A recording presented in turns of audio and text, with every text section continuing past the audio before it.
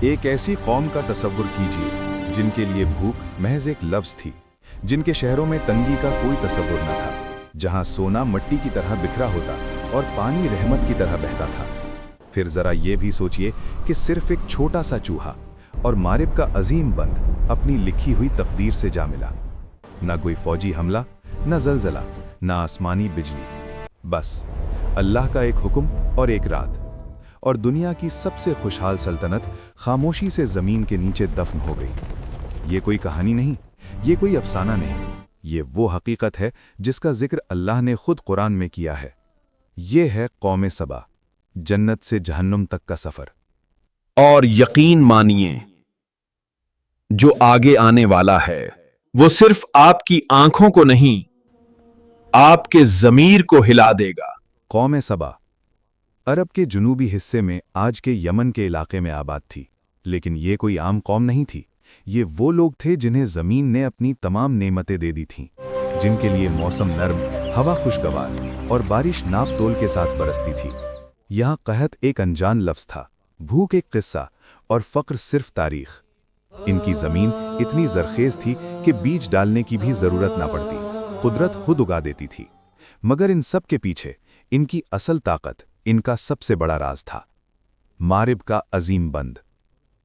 ये बंद महज एक तामीर नहीं था, ये एक मुकम्मल निज़ाम था। इसके ज़रिए पानी को महफूज किया जाता, फिर उसे तरतीब के साथ दाएं और बाएं फैले हुए बागात तक पहुंचाया जाता। ये बाग सिर्फ सब्ज़ा नहीं थे, ये ज़िंदगी थे। इतने फल, इतनी फरावानी कि मुसाफिर अगर वहां से गुजरता तो भूख का एहसास ही मिट जाता। ये सिर्फ दौलत नहीं थी, ये अल्लाह की रहमत का बाकायदा इंतज़ाम था। शहर साफ, गलियां मुनज़्ज़म, लोग पुरसुकून, न खौफ न बदअमनी। इसीलिए कुरान इस बस्ती को एक पाकीज़ा शहर कहता है और इसके रब को बख्शने वाला रब। ये ज़मीन पर जन्नत थी। इसी कौम में एक ऐसा दौर भी आया जब इक़्तिदार एक गैर मामूली औरत के हाथ में था। ये थी मलिका बिल्कीस। रिवायात के मुताबिक वो सिर्फ मलिका नहीं थीं, बल्कि एक मुदब्बिर, दानिशमंद और सियासी बसीरत रखने वाली हुक्मरान थीं।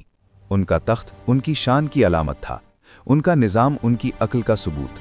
उनकी सल्तनत इतनी मजबूत थी कि इसका चर्चा दूर दराज इलाकों तक पहुंच चुका था, यहाँ तक कि ये खबर पहुंची अल्लाह के नबी हज़रत सुलेमान अलैहिस्सलाम तक।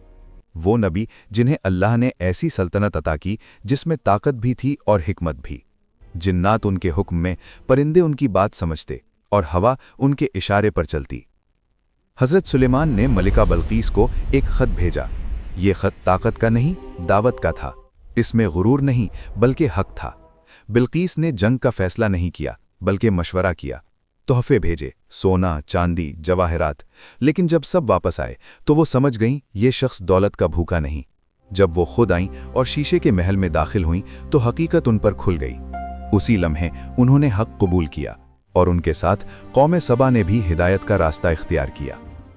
ये था सबा का उरूज, दुनियावी भी और रूहानी भी। मगर तारीख का एक उसूल है, नेमत अगर शुक्र से खाली हो जाए तो गुरूर में बदल जाती है। बल्कीस का दौर खत्म हुआ, नस्लें बदलीं, हुक्मरान आए और गए। आहिस्ता आहिस्ता अल्लाह का जिक्र कम होता गया और इंसान का गुरूर बढ़ने लगा।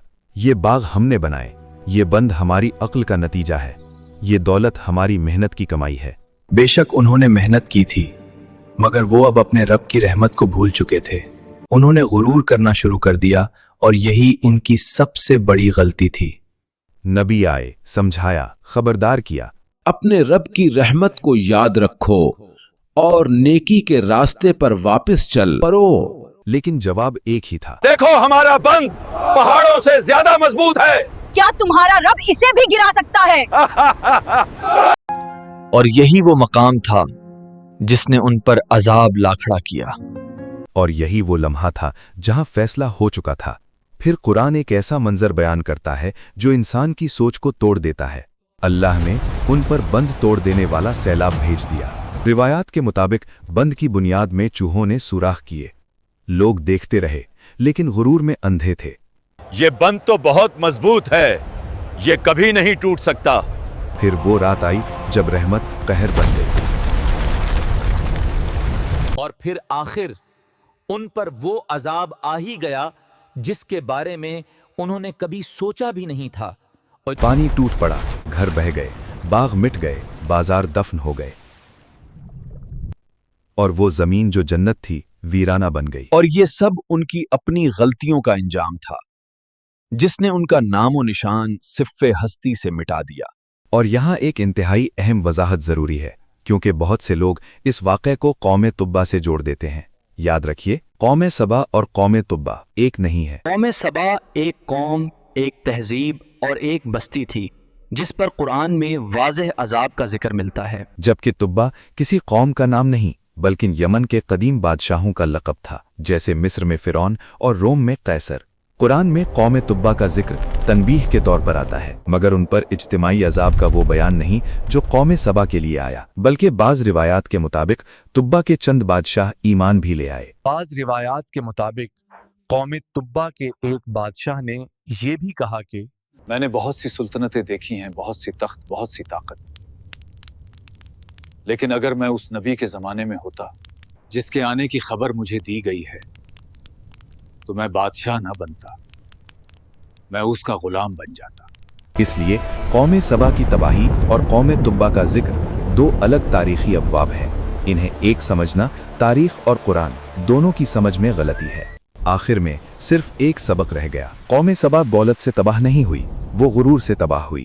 ان کا جرم امیر ہونا نہیں تھا، ان کا جرم شکر بھول جانا تھا. اور یہ واقعہ صرف ان کے لیے نہیں، یہ ہم سب کے لیے ہے. اگر اللہ کی دی ہوئی نعمت اللہ سے دور کر دے تو وہ نعمت رحمت نہیں عذاب بن جاتی ہے. سوچئے، جب ایک چھوٹا سا چوہا اللہ کے حکم سے ایک سلطنت گرا سکتا ہے تو ہم کس گنتی میں آتے ہیں؟ خود بھی ایسے گناہوں سے بچیں، بے شک اس کا انجام بہت بڑا ہے، اور اللہ سے پناہ مانگتے رہیں. اس ویڈیو کو ضرور شیئر کریں تاکہ دوسروں تک یہ سبق پہنچے، اور ایسی ہی مزید سبق آموز ویڈیوز کے لیے سبسکرائب کریں. جزاک اللہ.